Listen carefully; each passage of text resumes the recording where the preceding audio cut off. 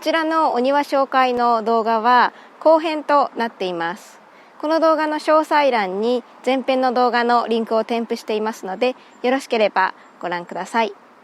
またこちらの動画に少しでも面白いなと思ってくださるところがあれば、ぜひ高評価とチャンネル登録をよろしくお願いします。では早速、前回の動画の最後に紹介したこの木の下の方に開いている大きな穴ですが、一体どんな生物が住んでいるか皆さんお分かりになりましたか？正解はミツバチです。この穴の中にミツバチの巣がありました。そのためこの木の周りの雑草、だいたい半径これぐらいでしょうかは、草を刈ることがだいたい1年半ぐらいできませんでした。やっぱり雑草を刈ってしまうと、その木の中に住んでいるミツバチが攻撃をしてきます。皆さんは今世界中からミツバチが減少しているという問題を、聞かれたことはありますか？フランスでもさまざまなミツバチの保護活動が行われています。そのため私たちが、ここにミツバチの巣を発見したとき、駆除ではなく村に住む養蜂の方に、連絡を取りました。その方はなんと趣味で養蜂をされていて、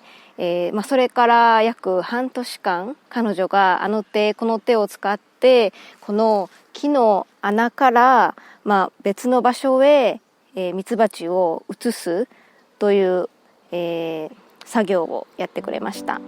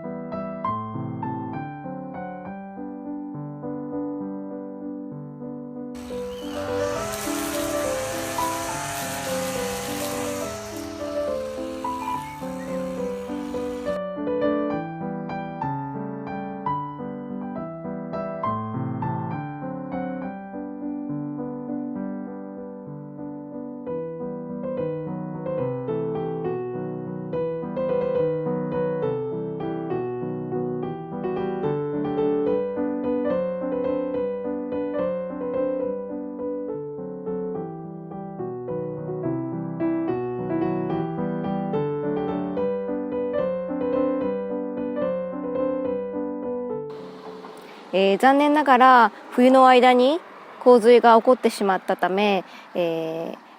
ミツバチの巣も一緒に、流れてしまいました。それから数ヶ月後、なんとこの養蜂家の方から連絡があり、今年の蜂蜜を採取する作業を見せてくださるとのことでした。まず巣箱から蜂蜜がたっぷり詰まった板を取り出します。板にはみっちりと蜜蝋が固定されているので切り落とします。もうこの時点ですでに蜂蜜があふれ出します。この後この板を遠心分離機に入れ、ぐるぐると回し中に詰まった蜜を出します。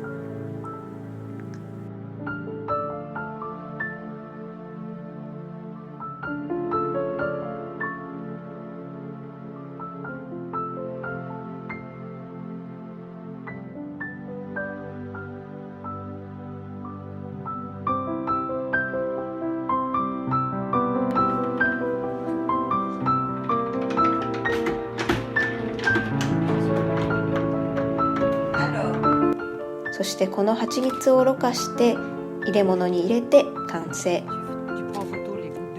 はじめに切り落とした蜜蝋の部分にも蜜がたっぷり詰まっているので吸って食べるそうです。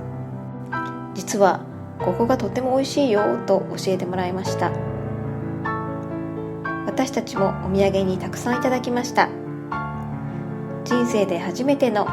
細蜜の見学は想像以上に楽しく、いろんなことを学ぶとてもいい経験になりました。そしていただいたこの蜂蜜は衝撃的に美味しくてびっくりしました。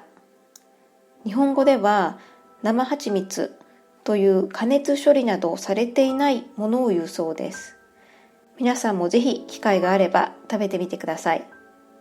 きっとミツバチの安心して暮らせる環境づくりに興味を持たれると思います。では今から川沿いに行ってみようと思いますが、ちょっとさっきと時間が違うのはせっかくなので、いつも私とマークが行く時間に行ってみようと思います。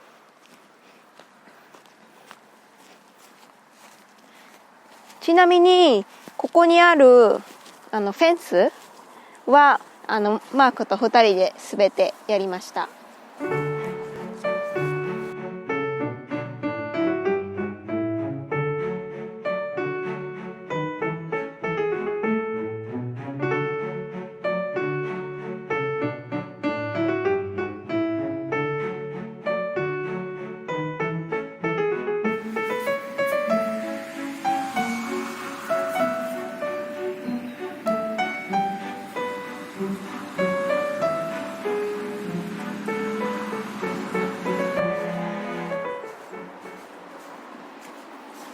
この木のゲートも、マークの手作りです。3つあります。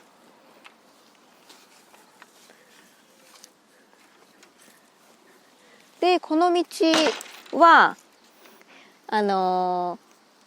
公共の道です。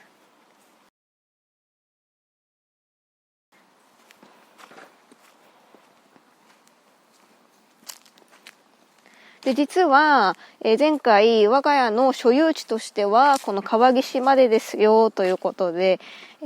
お話をしたんですが、このように、フェンスと川岸の間に、通路があります。実はこの川沿いの土地っていうのは、川岸まで所有地ではあってもこの川沿いの道というのは誰もが通れる権利がある道になっています。ですのでこのようにスペースを空けなくてはいけなくて、どこの場所までフェンスを立てていいのかっていうのは私たちの村の村長さんと相談をして、村長さんにじゃあここまでだったらフェンス立てていいよというふうに決めてもらいました。私たちの村では、ないんですけれども、この近隣の美しい村などで、景観が保たれている村に関しては、例えば雨戸の色なんかも違う色にする場合は村長さんに報告して、いいよという承認を得てからじゃないと、違う色に塗ったりすることができないようです。ではこの道を降りて川沿いに行きます。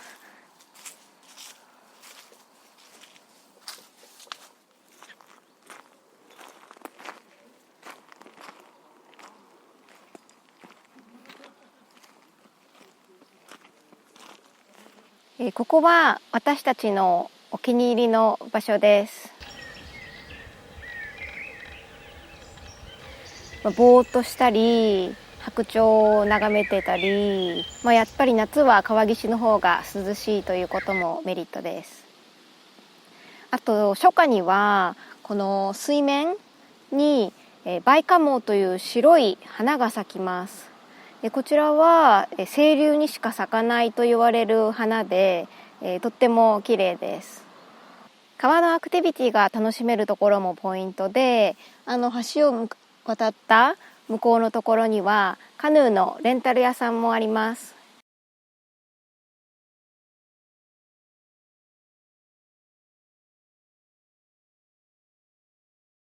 あと釣りをしている方は一年中見かけます。また川沿いのメリットとしては、土の質が柔らかくてとってもいいというところですね。我が家のお野菜畑にも使っています。川沿いに住むデメリットはやはり川の氾濫です。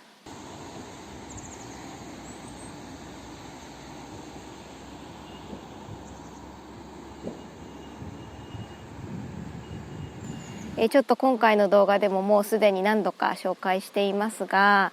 いつもだいたい冬から春にかけて川が氾濫することがあります。もちろんこの家を購入するときに、その洪水のリスクがありますよというような説明を受けてはいたんですが、想像していたよりも、起こる確率が高かったです。今までここに住んで4年になるんですが、なんとそのうちの2年 50% の確率で毎年洪水が起こっています。実際どこの高さまで来るかというと、ちょうどその階段の下あたりまで、水位が上がります。ですので先ほど紹介したフェンスも、全部水の中に沈んでしまいました。1年目はかなりびっくりしましたが、2年目は今年だったんですけど、結構それはもう慣れたかなと思います。あとは洪水が起こることで実はメリットもいくつかあって、一つは、水が引いた後になぜかわからないですけれども、砂浜みたいになってます。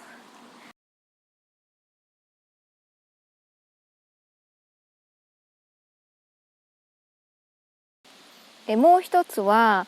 流木がたまたま庭の前のあたりに流れ着いてきてて、見てみるとオークみたいだったのでラッキーと思って小さく切って、家の近くまで持ってきました。冬の暖炉に使う予定です。川沿いに住むメリットやデメリットいかがでしたか？皆さんの、ものと同じような感じでしたでしょうか？もし皆さんも川沿いに住まれていたら、ぜひコメントで教えてください。こちらの動画もご視聴くださりありがとうございました。